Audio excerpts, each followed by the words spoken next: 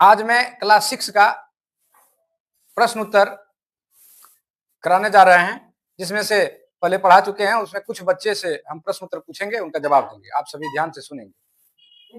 प्रश्न है कि मनुष्य का जीवन सरल रूप, ज्यादा विकसित और जटिल कब बनता गया? आप इसका उत्तर जानते हैं तो बताइए। मनुष्य के जीवन का विकास क्रम चलता रहा और पूर्व वैदिक काल से उत्तर वैदिक काल के बीच जीवन का सरल रूप ज्यादा विकसित और जटिल बनता गया।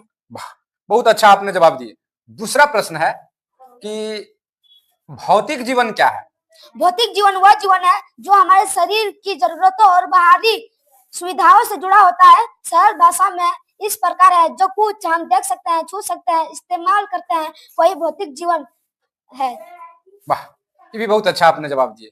अब ये क्या आप बता सकते हैं कि हमें दो तरह के, एक भौतिक जीवन के जिसके बारे में आपने बताया और दूसरा है बौद्धिक जीवन।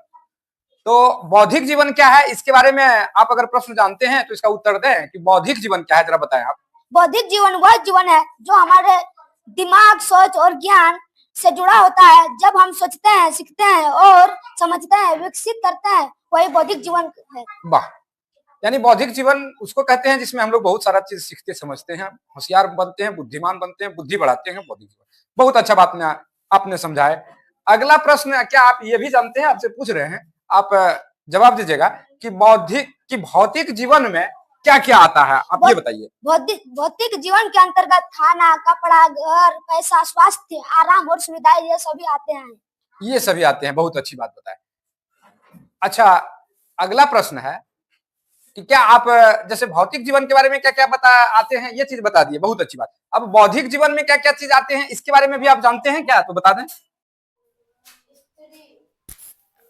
बौद्धिक जीवन के अंतर्गत पढ़ाई, नई चीजें सीखना, सही गलत का विचार करना, समस्या का समाधान निकालना, अपनी सोच और समझ को बेहतर बनाना आदि बातें हैं।